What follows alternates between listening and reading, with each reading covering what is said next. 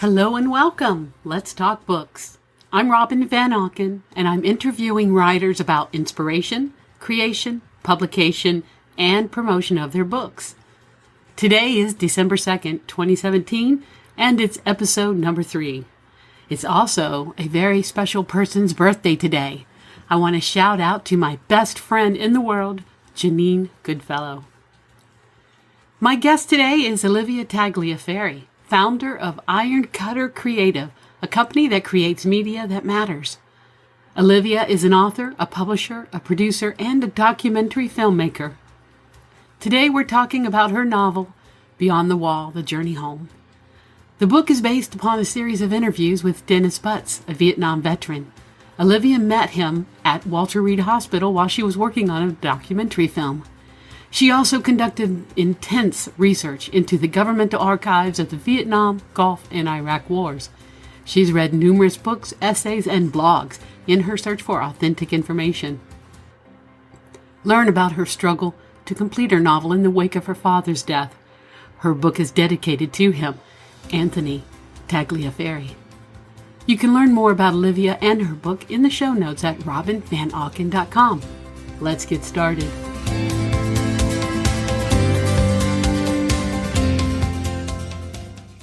Hello and welcome. I'm Robin Van Auken, the wholehearted author, and I'm here today with Alivia Tagliaferri.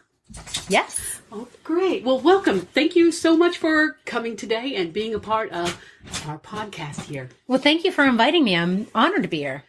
I have in my hands a copy of Alivia's book called Beyond the Wall, The Journey Home.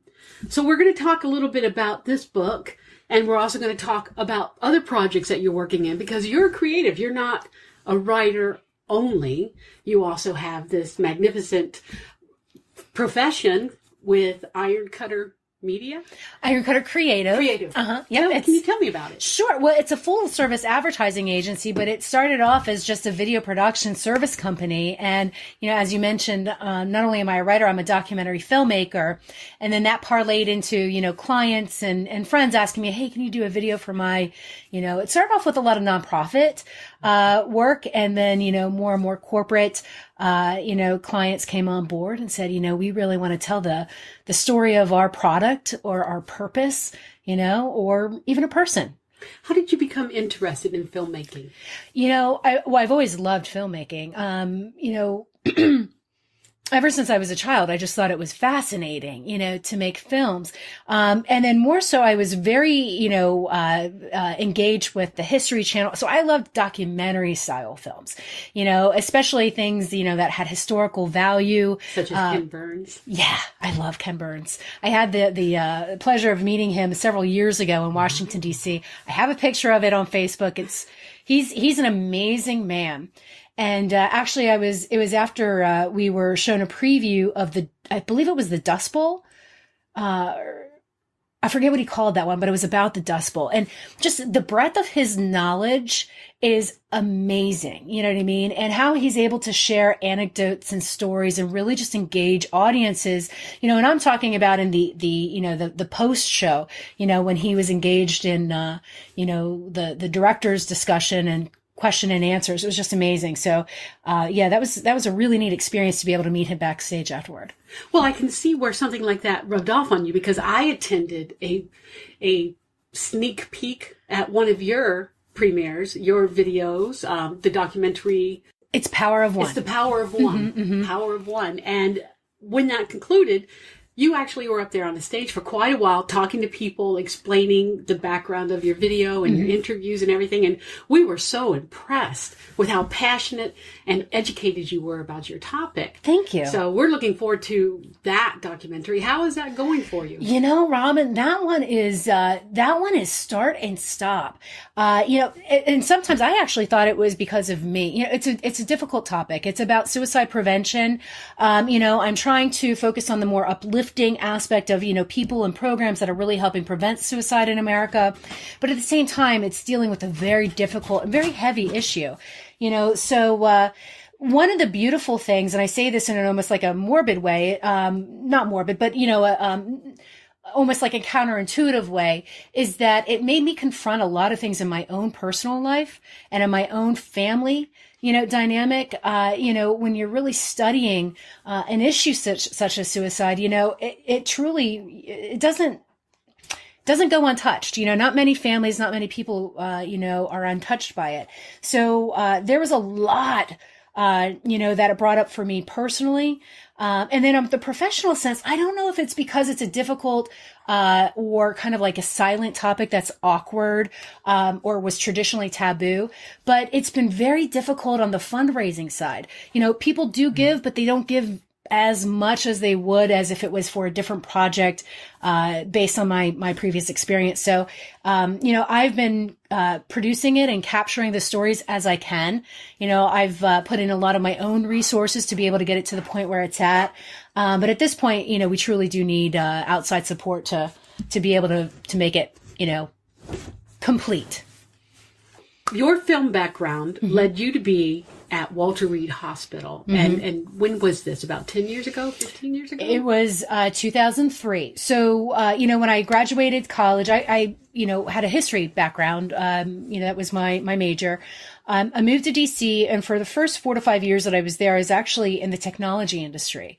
But I did very well, but I wasn't happy. You know what I mean? It was like, that quandary of I'm good at what I do, but it doesn't make me happy. So, I knew as a creative person, I wanted to be a creative professional. And so, I switched gears and I started working for a video production company.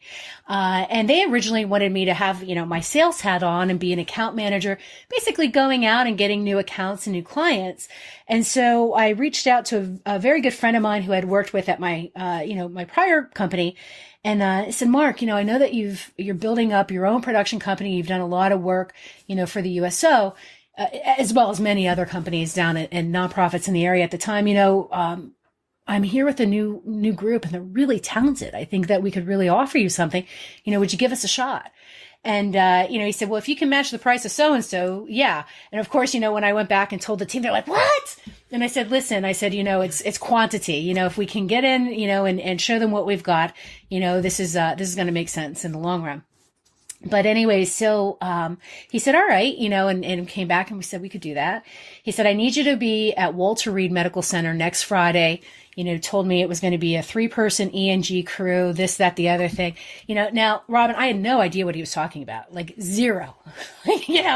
I'm writing down these, notes furiously and like pretending that I know his jargon. Meanwhile, because I don't want to reveal that I don't know, right? So I'm like Googling up and I'm like calling people and I'm like, what is an ENG and what's this and what's that, whatever. And that actually kind of plays into the story because I was so worried and consumed about the technical aspects of my very first assignment. Oh, and in the meantime, one of the producers at the company left. So not only did I bring the account on, then I had to be the producer, i.e. I had to go and I had to wrangle, all the people and all the equipment. And I had to go and oversee, this production, on behalf of the other production team for the USO Metro at Walter Reed. So it was like immersion, like experience, like you can't believe. But so I was really consumed with, the logistics, the technical things, the right equipment, telling people that, plus we had to go through security because at the time Walter Reed it was an Army medical center. So it's an Army base. I was not emotionally or mentally prepared to walk into that facility. And when I did, it was life changing. It was life changing. It was August of 2003. So it was about 4 months after the war had started. And it was at that point, we knew it was no longer shock and awe. It wasn't going to be a redo of the first Gulf War that looked like a video game on CNN, right. And at that point, I believe the hospital was already operating at 92 or 93% capacity. So there was a lot of wounded, a lot of maimed soldiers, a lot of burned, soldiers. There was also, a lot of amputations, a lot of amputees, because it was almost like guerrilla style warfare with the improvised explosive devices, which, they call IEDs. Right. For me, after that day, I could not read the news. Like you always see the chyrons going across the news scroll, of like, 3 people KIA or wounded in IED attack, whatever. For me, I knew what that looked like, and I couldn't read the news the same way or hear the news the same way. But anyways, I knew at that moment, and, the purpose of the USO shoot was that we were supposed to go to videotape celebrities that were visiting the war wounded to boost their morale. Right. It was, the country music group Alabama. It was, gosh, I can't think of his name. I can see his face. Another country music star, which is such a nice man. No, but he has been there. Randy Travis. Okay. Randy Travis. It was those 2 groups that day. But anyways, or in that time period that we were there, because we were there a couple times. Anyways, it was just, the general, at the time, was very attuned to, visiting all of the patients, knew their names, seeing the caregivers provide that level of care and service. And then also the families, you know what I mean? Like, you can't imagine, trying to love your wounded loved one to, you know what I mean? It was just, anyways, it was a very emotional and very overwhelming experience as a human being. You know what I mean? And that's what I think, you can't unsee what you've seen. You can't unhear what you've heard. You can't unexperience things that you've experienced. That's true for anybody. You carry it forward. You carry it with you. But anyways, I knew that day that I wanted to be able to contribute something into their healing process and help them. That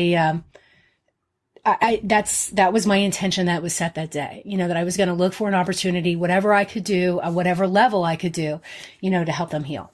Okay. And this led to your imagination thinking up this story? How did this story come about, this book? Yeah, well, there was another integral person and another integral, experience, which was, so 3 months, not even a full 3 months after being at Walter Reed, I was invited to another business meeting. And there was a gentleman who his name was Dennis. Anyways, he was wanting to do videos for one of his startup companies. And I remember we were in the cafeteria of the old Xerox building out in like Lansdowne, Virginia.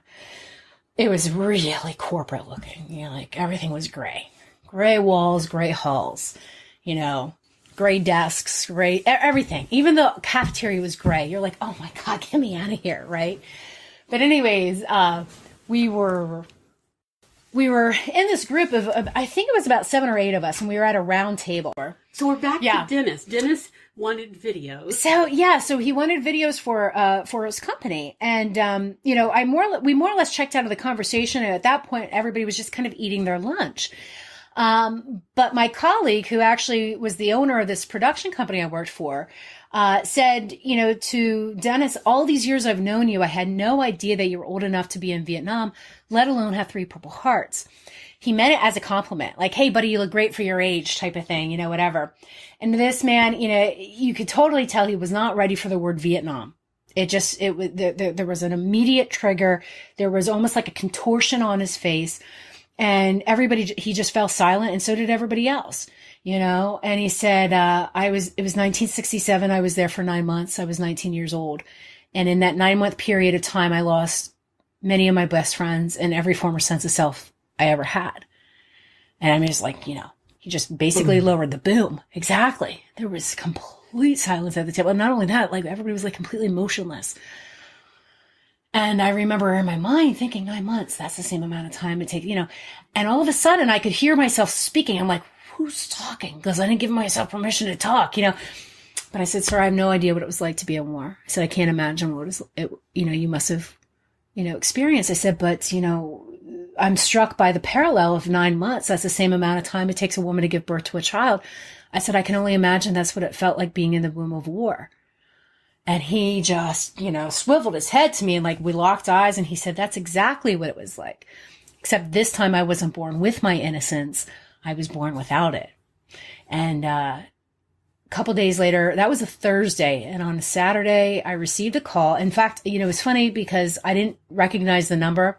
I usually don't pick up numbers that I don't know. But something, said, get this number, take this call. And I did. And it was Dennis. And he said, I can't stop thinking about what you said, about being in the womb of war. And I also had prefaced after, speaking, I said, it's just that I said, I'm a writer. And, if I were to ever tell a story or write a story about what you just shared, I said, I wouldn't want to talk about just the physical experience of going to war. I would want to know what it's like from the emotional and the spiritual and the psychological aspect as well. I said, we've already have the hero of all hero stories. We already have the battle of all battle stories. I want to know what it's like for an 18 or 19-year-old kid to become a warrior and what it's like for a warrior to come home from war. And so anyways, so when he called on Saturday, he's like, I can't stop thinking about what you said. And I just found out my son, who's 17 years old, wants to join the Marines like me when he graduates high school. He said he has no idea who I am or why I am the way I am. And I want him to know, and he said, so anyways, so can you meet? He said, I really like the idea that you had for talking about, the other aspects of, a story that's not been told. And so anyway, so we met that next day for about 5 hours. And then we met every single weekend after that for, that would have been late October, early November. We met until February. So, and he talked to you, told you stories about his experience. Gosh. Exactly. But at the same time, you were doing a lot of research. You Absolutely. were doing an immense amount of research. You were on the line reading blogs, I understand. Absolutely. Because when I read your book, I come from a military background. I have my father was a Marine. Oh, wow. My brothers were in the service. My one brother was a helicopter pilot in Vietnam. Oh, wow. And they my call son, those Papa Smoke. My son is, he has just recently left the Army. Oh, wow. He was a Special Forces soldier, and he's still working with the military as a contractor to help them. So he's still deployed. Sure. Every 3 months, he's gone Wow. Into the danger zone. So I understand completely what you're saying about not reading the news, not watching the news. About 10 years ago, when he first deployed, maybe a little bit longer, he told me, don't read the news. And so I haven't since then. I'm completely in the dark. And wow. The only time I really know that something bad has happened is I will get a message out of the blue from my son and in the middle of Afghanistan saying, I'm fine, everybody's great, or love you. And I'll go, uh-oh. And then I'll ask my husband, I said, what happened? Yeah. And he'll tell me. Sure. But when I read through your book, I mean, having not been in the military myself, but my sister was, my brothers were, my father was, my husband, he was in the military too. And then my son, I recognize the language. This is a difficult language to speak if you haven't been in the military. Yeah. And you got this. There were literally about 20 books that I read, from that Vietnam era time frame and or Vietnam veterans that wrote about their experience afterwards, Fields of Fire. I literally have a box of, I don't even know how to describe what they look like, but they're like really, they're war stories, they're war books. Yes. You know what I mean? The memoirs or the biography. So anyways, I literally read about 20 of them. And then also I did a lot of work with a friend, whom I met later through Dennis, John Weidlich, who operated a military museum of sorts, not a formal museum, but he was just a collector. Right. And so, this is a funny story. Towards the end of my writing, when I was really just kind of fine tuned, and then also I researched Department of Defense archives, Department of State archives to make sure of the historical accuracy. But anyways, on the tactical accuracy of what I was describing as, their equipment and their gear and stuff like that. So yes. I called John and I said, what are the vests? What do they look like? What do they feel like? How heavy are they? What are they made of? Grenades of that type. So anyways, he said, I have all that. Olivia. Let's go. Come on over to the Army Navy store. Well, no, I know. Navy Museum. He was in Altoona area and I was in DC, but I was visiting my mom, up in Pennsylvania. So anyways, actually, no, I take that back because at that point I lived. So the origin of the story is that I started working on it in DC as a screenplay. Then I realized it does read like that. When I'm reading the book, it's extremely visual. I can see this as a movie. So it was originally as a screenplay that actually just focused on Dennis's story. And then about 9 months after that, it was interesting because I was working with a script doctor. He said, this is a great first script and blah, blah, blah. Well, he was the one who said, I need to see more, oomph in the battle and we need to have this at the beginning. And then this needs to happen. And I said, that's already been done. That's Hamburger Hill. That's Rimba. Exactly. That's already been done. I said, I'm trying to, and as I described to you, what the intention was of the story that I wanted to tell from the angle I wanted to tell. He said, if you want to talk about all that or write about all that, you need to write a book. Yes. And I remember being so angry at the time. And also he said, otherwise it's just a garden variety Vietnam story. And boy, that made me mad. I said, there's no such thing as that. I said, by the way, there's no such thing as heroes and there's no such thing as battle of all battles. I said, there's basically somebody shooting at you and you don't want to die and you don't want your friends to die. You don't know that you're being a hero. You're just doing what you were told to do and taught to do. I said, and you don't know it was a battle of all battles. You just know that you want it to end and you're doing whatever you can to make it end. And then you find out afterwards what the significance of it was, but you don't give a shit when it's happening, and he's like sitting back. I mean, I literally had this script and flung it against the wall. I was so angry and irate with this man. But it was funny. It took me about 2 days to be like, I should probably just write this into a book. At that time, there was a friend of mine who, knew I was writing, this story, said, Olivia, you need to turn on the news. There's a story, I don't know if it was 60 Minutes or 2020, about Vietnam veterans who are part of a mentor program going over to Walter Reed to help, the younger generation with their recovery and their healing process. And all of a sudden it was like this aha moment because I, realized that I could tell that story given my background and my experience, not just with, having that sacred space with Dennis and hearing his stories, but also being at Walter Reed, and seeing, what that looked like from all of the levels, not just the person who was wounded, but, the family member, the caregiver, just the visitor, and then, so anyways, that's when it dawned on me that I was going to write this as a book, as historical fiction, about two veterans. And you created the character Andy at that time. Yeah. All right. Yeah. So tell me, you mentioned that this Andy character is an amalgamation of people that you know, but it's also you. Yeah, it was interesting because I wanted to share some of the stories that Dennis shared with me with other people in a way that would make it feel and seem like they were hearing it the way I heard it too.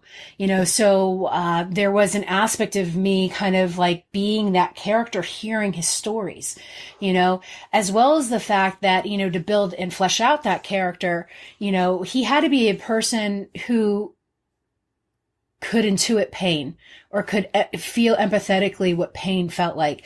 And at the time I had just lost my father. My father had died of cancer in early June of 2005.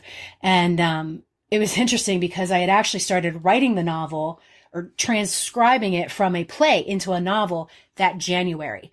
So, 5 months into this process, I lost my father very suddenly. Like he was diagnosed in May and died 33 days later from pancreatic cancer. And this is what happens with Andy's father, right? And so I was able to incorporate that experience of, Andy losing his father and being able to sense a person in pain. When Dennis first came to meet with him, they didn't have an immediate bond. It wasn't an immediate thing. It was something that was cultivated over time. So, and then the other, just some personal stories, of his growing up and his experiences, did come from my background. But then also there were experiences of Iraq and Afghanistan war veterans, exactly. That, just came to life through him. Back in those days, IAVA was a blog that people were writing in not only from, the field, but then after the fact. And now it's become an advocacy group. They don't even have a blog anymore. But it used to be a blog, where people could just share their stories and their everything. And so I wanted to be able to keep, just as much as I did all that research of the Vietnam, era veteran, I needed to do my research of, exactly. What are these guys and girls feeling, hearing, thinking, seeing? What are the terminology that they're using? Like the sandbox, things like that. We all know more about it now, but back then, it was more close knit. There weren't many stories about Iraq and Afghanistan at that point. And so anyways, yeah, that's how it came to be.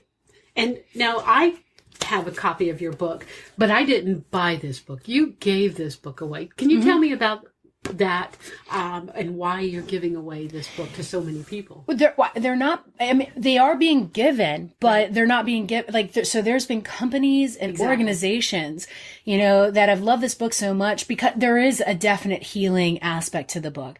There's a real catharsis that happens for both of the characters, as well as I think for readers too, that when you're experiencing, the transformation of pain into healing. And so, in wanting to get it to as many people as possible, I talked to different companies and different, organizations and said, hey, would you sponsor, this book? And so, people have bought anywhere from, 1 to 2 to 3 to give away. Yeah. To several boxes, that I sign, I personalize, and, we gift them to military families such as yourself. We gift them to veterans. We ship them overseas. This book has been shipped almost everywhere that I can think of. I just got a request, on Monday when I was at the event in Camp Hill with a veteran and said, would you send my son a book? I said, absolutely. Wonderful. It is an enjoyable book. It's a heartbreaking book at the same time. Can you tell me a little bit about the process when you were writing it? It was difficult. It was very difficult because... You were excited at first. You were excited by this idea. Yeah. As a screenplay. Yeah. And then you were angry when it wasn't going to be a screenplay. Yeah. Well, and I'll be honest with you, screenplays are actually easier to write than books because you can literally kind of go at the surface level. And when you need to get emotional, you do it through language. You can do it through a little bit of scene creation. But, in a book, you're going down into the depths of the human experience and you know what I mean? Like you're touching all the crevices, you're going into the bowels, so to speak, and so I had to put on a completely different aspect, which was the aspect I've always wanted. You know what I mean? I always wanted to write a novel. I always wanted to write books ever since I was 7 years old. So, it was very daunting, but at the same time, it just drew me in. And because I did have the script, I was able to cut out pieces of it that I could use as some of my markers, so to speak, not even milestones, but just okay, this is going to happen here. This is going to happen here. And then developing Andy's story, which was completely new, and then his character arc. I didn't have your beautiful whiteboard. I basically went to Staples and bought, those little, sticky notepads Post-it notes. or Post-it notes. Yeah. That's the way you're supposed to do it. Yeah. And I had, index cards. And between those two things, I would, and I just had a regular, wall that I would just tape up on the wall and, move things around as they were going. But, the process of writing was somewhat painful at times because, obviously you're dealing with war and death and destruction. And part of the book even deals with destruction of the human emotion. You know what I mean? There were people that were, in Vietnam, they were not just, fighting for each other, but then, or there was not just the loss of life. There was almost, and the loss of limb, there was the loss of emotion. There was the loss of, their connection with humanity. That 1,000-yard stare. Yeah. Yeah, the development of that type. But the two chapters that were the hardest for me to write, was the demise of Lily and Harry. And I had to go to the Vietnam Wall that morning. I had insomnia all night, could not write it. It was like the tandem of writer's block and insomnia. I was like, oh my God, make this. So I went the next morning to the wall and I took my paper and I etched names, and I put them back on my desk. And I said, if these guys could go through what they went through, I can go through this too and write about it. Ooh. So that is severe motivation. Mm-hmm. So how long did it take you to write this book? And what was your process? How did you sit down and make time for it while you're still working, creating your own company? Well, I actually took time off from work after my father passed and during his passing because I was helping my mom. And about 2 months after my father died, my maternal grandmother, who had been living with my parents while she was in recovery for cancer, she was diagnosed that it had come back and it was going to be terminal. So I remember telling my mom, "You're not going to do this by yourself. You know, I'm not going to move back to DC yet. I'll stay home and I'll help you." So I was almost kind of in a caregiver role, where I was doing very, very little work. I had a few clients in DC that I, you know, could do remote work for, you know, website writing and, flyers and, you know, just kind of like a little bit of side things here and there, but I was not in the process of building the company at all. In fact, I don't even think I forget if it formally existed at that point, but I was just doing a little bit of freelance work. And I was able to write, you know, it was August that I was, like, my dad died in June. It was August that I was able to start writing again. And then from that August to the following March, I wrote the book. So you set yourself up in a office? Yep.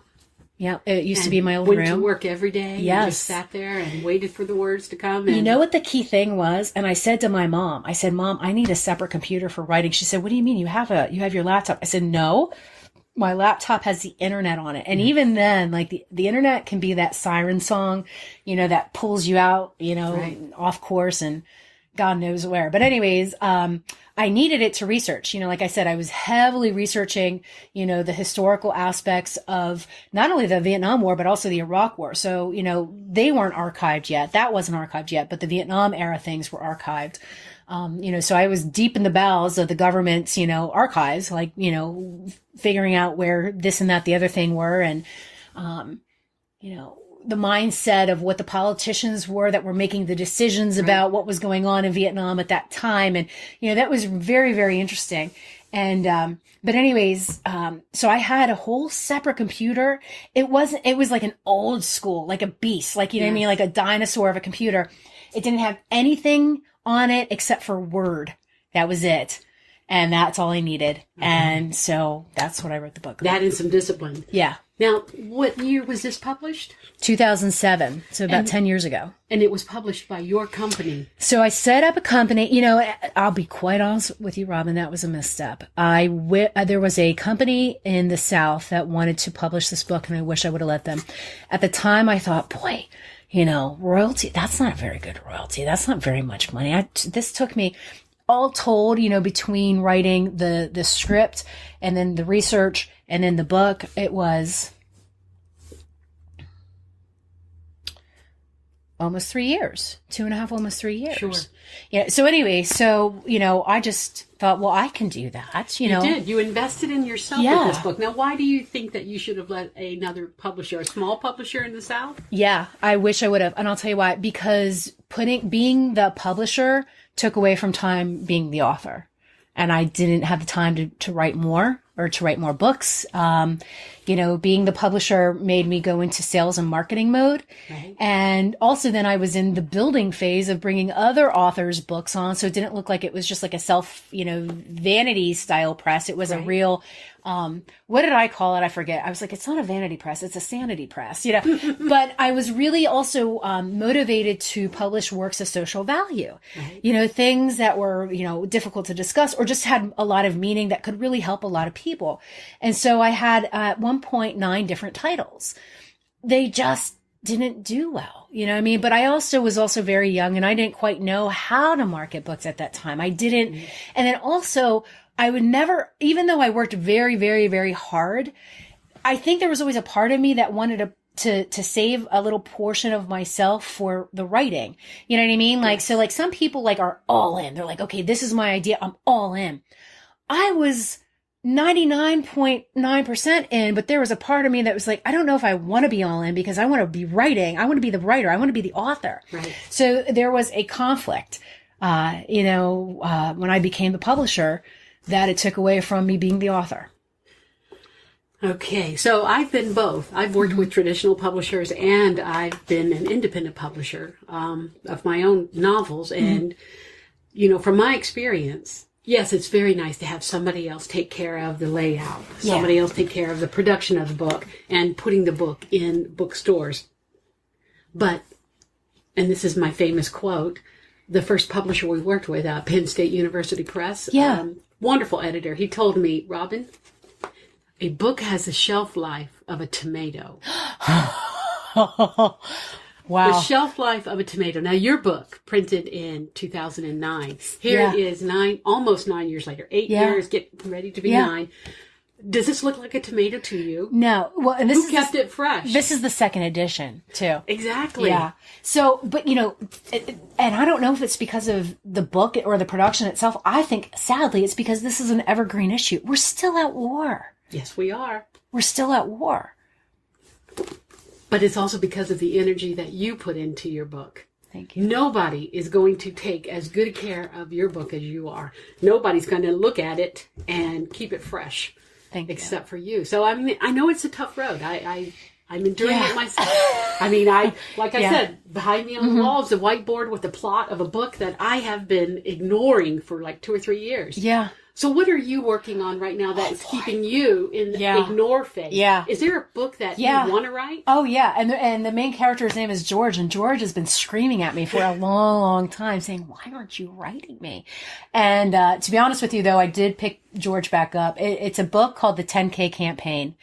And, oh, God, I thought of it back in 2004, 5 era. But I didn't start writing it until 2008. Okay. And then in 2000, I put it away there was just, I didn't have time. You know what I mean? But anyways, I picked it back up in 2013 and got it to the 1/3 of the way done point. So 1/3 of the book is done. And, just recently I picked it back up, because George has been screaming at me to get him finished. And I've written a few more chapters in the last few months. And wonderful. So I'm trying to create the space in my schedule, because that's really what it takes. It's like the discipline of creating your schedule and freeing your schedule, not answering the phone, not answering your email, not answering your text, not doing anything, just like suctioning and sectioning that time out to be able to gift and to give that time. But anyways, it's about a farmer in Iowa who is so disgusted with the amount of money in political campaigns nowadays, especially presidential campaigns. I mean, I think it was like, what, $1 billion? Yes. And here we have like, it's right? like, deficits It's and obscene. like, it's very obscene. Like you think about like all the money that's going into politics for what? For the one guy to like, or gal to fling mud at the other. And like, it's like, oh my God, stop it. And plus we're all getting sick from it, like literally sick. Yes. We're, with the hatred of one another. Anyways, so he's just at his wit's end with it. So he writes this, screed, actually, but he's very cheeky about it. He writes it, as, from the perspective of an 84-year-old woman who can't swallow her porridge anymore because she's so, upset about, all this money that's going into politics and being wasted. And, anyways, so he signs it off as Conscious Do-Good, which is the great-great-great-great-great-great-granddaughter of Silence Dogood, which was the pen name of Benjamin Franklin, right. When he was railing against this lack of separation of church and state, back in the day. And he had to do it then because, his brother, who was a publisher of the newspaper, had been jailed for not, hiding himself and right. writing things that were, inflammatory or, perceived as inflammatory against the church. So anyway, so he hid himself behind, the skirt, so to speak, of an elderly woman. And I just thought it was brilliant. I mean, it was like the beginning of satire. He was the godfather, the founding father of satire, as well as, our country. But anyways, so, I signed off this letter as Conscious Do-Good, and it goes viral, and all of a sudden it finds its way to, from friends and family to an editor at the New York Times who thinks it's funny and publishes it as an op-ed, right. And then all of a sudden the radio personalities of the world say, find out this person and get them on the radio and let's, get them on air. And so you have, the radio personality du jour, who's kind of like, the big, I don't want to say pompous, but like, like that puffery yes, that a lot of them kind of take on that air. So they get this, and they find out, that Conscious Do-Good is really, the guy named George Davison from a farm in Iowa. And so they get him on the phone and they basically, want to hear his philosophy of how, and the whole bottom line of his email was that with today's technology, you could theoretically run a whole campaign on a budget of $10,000. Right. You have everything available to you that to be able to communicate with the masses, they don't really have to pay for anymore. You know what I mean? There's just, some foundational technology that you had to have that you could reach out to the masses. So anyways, he challenges the presidential candidates to run a campaign on $10,000. Right. Well, when they get him on the phone and they get him on the air, they say, George, since you know how to do this, or you think you know how to, why don't you show us how it's done? And challenge him. And so he accepted his own challenge. And so, just as they're getting off the phone, they're like, wait, we have to figure out who we're going to be. Our next presidential candidate is George. What's your middle name, by the way? And that's when he shares it's Orwell. So George Orwell Davidson, aka God, is running for president. And it just, it goes from there. I have actually heard this snippet before. You've been talking about this book, and I can't wait to hear it. I can't wait to read it. I've been talking about this book since I was a bartender in Colorado while I was writing Beyond the Wall. Yes. I mean, it's been in my mind and in my heart for so long. And part of me is like, boy, I should have had that out by now. Boy, that would have really been present. And not only that, because of, the aspect that we have where we put people like almost like on like think of certain people as deities, you know what I mean? Like, yes. It's like, and it's really bizarre what we're doing in our current climate. So anyways, but at the same time, I wonder, well, maybe right now is the very perfect time to finish it and publish it and share it with the world. So most definitely. I think so. Most definitely. So let me ask you one more question. Is there a book you're never going to write? Okay. I have been introducing at the end of each podcast the concept that, we all have this muse that we listen to or we don't listen to. All books are out here and all stories should be told, but not all stories should be books. Sometimes you have to just let a story go. Yeah. Now, you're not going to let G-O-D go. That 10K campaign book is going to be written. But is there a book that you toyed with over the years, you thought about, and you're ready to just release it? Just tell the quick story and let it go so that it doesn't just die on the vine. Doesn't die unheard. Yeah. There is a story, again, around the same period of time. I must have just been on fire with inspiration at that point. I did start, actually, I started writing when I was still at my first company, the technology company. I mapped it out. I started writing it. I didn't like it. I didn't like my writing then, I think I put too much pressure, or I don't know. I just did, or maybe I didn't know at that point how to tap in, and channel in, cause writing for me, and I'm sure for you too, is, yes, it's part of an inspirational experience, but it's also part of an intuitive experience where you really have to channel, for lack of a better word, into that time and that place and that person that you're describing, and like to really bring it, to life. So now that you said that, there's a story that it probably should just be told in some way or form, just so that it feels honored. That's what we're trying to do. So are you going to tell us a quick snippet about this story? Well, are you ready to let it go? Well, and this is kind of funny, not funny, but, it was about a man who had a very tumultuous relationship with his father, hadn't spoken to his father in years, and receives a phone call from his mother that his father is dying of cancer, which is very ironic now because, my dad died of cancer, although I had a great relationship with my dad. But, so this had no, biographical, reflections, so to speak. But I'm sure all stories kind of do in some way. You can bring out forth a little bit of your personality into it. But, so it's about a man with a tumultuous relationship with his father, and he's Jewish, but his father is like Orthodox Jewish, and he's not even practicing at that point. But anyways, he's also a down on his luck writer. He saw very early success, literally 23, 24, published a bestseller, kind of like out of the blue type of thing. And now we see him where he's in his 30s, and the last 2 or 3 books have been duds. In fact, he just got letters, that the pitch for his new books aren't even being accepted. He's just being declined. And he's taking it personally because his father was a prolific writer and also was a Pulitzer Prize winner. Again, this is all fictional, but anyways, whose claim to fame was that he followed, the Israeli army in the 1967, what was it, the 6-Day War, Right. And embedded and, not only wrote, but also took pictures. And so anyways, he became kind of like this preeminent storyteller from that era and won the Pulitzer.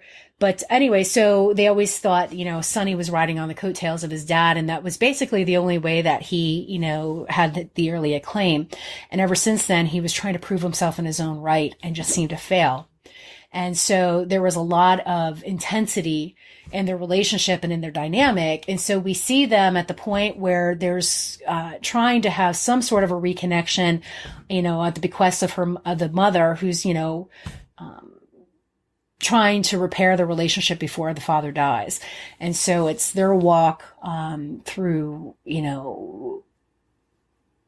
pain of internal pains and internal hurts, and internal wounds.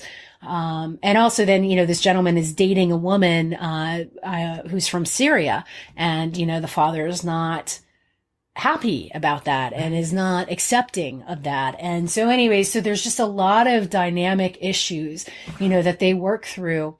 And, but again, that book is also a book about healing. I can see it. Yeah. And maybe it's not a book. Maybe it's a short story. Maybe it's just a little ditty. I don't know. Why not? Yeah. But sometimes if you just let a story go, the muse may come back to you. That's what I'm hoping. Yeah. I'm ready to let a couple of my stories go. I've got so many stories that I've said I need to write, but I have to write them in chronological order. Yes. Why do we impose these rules upon ourselves? Because I'd love to throw this one away and pull out another before it's gone. Maybe you should. Maybe I should. Take a picture of it, though. I have. I've got lots of photos of different things that I've... Yeah, little snapshots of whiteboards of ideas. And just come back to it. Well, the other thing is, too, is like there's competing space in my brain between, Power of One, 10K campaign, and then also my client work. So exactly. Ironcutter Creative has really been taking off. And then I have another business, a side business, where I operate Tags Takeout. Yes. 2 days a month, one at the shop with Chef Ocean House and the second with UPMC. And now Tags was your family's restaurant, and it was a very revered restaurant. Yeah, I remember when we first moved to Williamsport, Tags was open, and we went to dinner there, and I went, "Oh my God, this is the best spaghetti sauce I've ever had in my life." Yeah, and it all came from my grandmother's side of the family. they emigrated from Italy in the 1920s, or actually I think the 19-teens, late 19-teens, Neapolitan style. Oh my God, it's so good. I just made a batch last night because I'm having my cousins over for dinner tonight. But anyways, so, and I offer that, and I on one hand, I enjoy it because the community enjoys it so much. They do. I can't tell you how many times people have asked me, are you going to start a restaurant? Or when are you going to do a restaurant? I'm like, I'm not going to do a restaurant. I love the idea that you do it on your terms. Imagine opening up a restaurant because everybody asked you to, and then you sit there 6 days a week with empty chairs waiting for that one day of the week when everybody shows up. Yeah. No. I do it twice a month and I'm happy with that. And I quite frankly can't, do that more because of all the other, projects that I've got going on. Right, so, right. but to that point I was saying is like creating the space and the time for my own independent projects has really been a challenge. There's times where I feel really balanced and I feel like in front of my schedule where it's like I'm in command of the schedule. I'm going to create the time here and I'm going to not book it. And lately I feel quite, I don't know if it's overwhelmed, but I feel like I'm just responding to my schedule. Exactly. You know what I mean? Yes. Like where it's like I'm riding the waves and riding the crest and I can't wait till Friday. And then maybe on the weekend I'll have a little bit of time to get ahead of it and I can schedule again. But then I realize that I actually need to like rest and like recover and also spend time with family and friends. It is difficult. It is difficult to get a handle on it. And that's why I'm actually reading this book, The Power of Habit.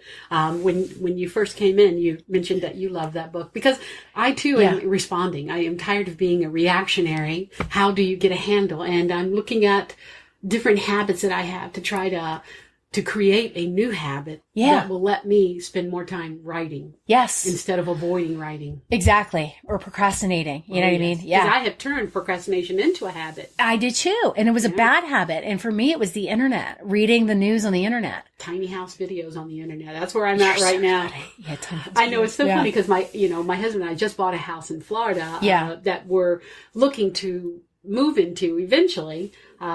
And just the living room alone, 6 tiny houses can fit in it. It's got like 20 foot high ceilings, and it's a massive open floor. Oh, wow. But that's the kind of mentality my husband and I have. Like he was in his office building shelves for more storage space while I was in my office watching a documentary about minimalism. And I'm saying, throw it away. Don't build a shelf. Get rid of that crap. So, yeah. We all put in. Yeah. We all want to change and improve and stop being reactionaries. Yes. Yeah. But we have to appreciate the fact that we do have all these projects. We do. That grab our attention. Yeah. So for me, and I've been much better at it, but I put a moratorium on myself. Good. Of no Facebook or Twitter commenting for a week. And then that week I was able to transform the time, because what happens is you'll put something out or you'll like respond to something, and then all of a sudden you become engaged in this like commentariat. It's like, and then you're not changing anybody's mind. Nobody's changed yours. You know what I mean? Like, it's just this time that was wasted. And like you're trying to make a point for what, So anyways, I've recovered some of my time from that. And I will give myself like parameters of like when I can read the news. So for example, like in the time it takes me to drink my cup of coffee, I can read the news, and then that's, like in 20 minutes, or I'll give myself the cutoff of 20 minutes and then I have to, hop on to other things. But I've noticed if I don't read in the morning, I feel like I have a better, clear channel, for my own things. Like when I read the news in the morning, or I read, or, my social media stuff in the morning, my mind is more clouded and muddled. Yes. Interesting. Mm-hmm. Okay. Well, I want to thank you. I can't keep you forever because I know you've got lots of projects going on. But thank you. Thank you so much. And again, I appreciate the book, and I will be leaving it at my son's house. We're going there for Thanksgiving. Thank you. Because that was the original reason why I got this book, was for my son. Aww. But I had to read it first. Well, thank you.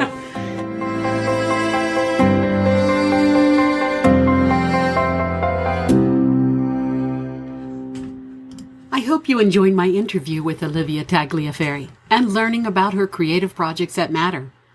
You can find Alivia online at IroncutterCreative.com, and you can find me at RobinVanAuken.com. While you're on my site, download my novel, West Wind. It's free. And speaking of free, I've got 6 free resources for writers and other creatives, so sign up today. Check out the episode and the show notes at RobinVanAuken.com/session3. Thank you so much, and if you haven't done so, please hit that subscribe button on your device. Until next time, goodbye.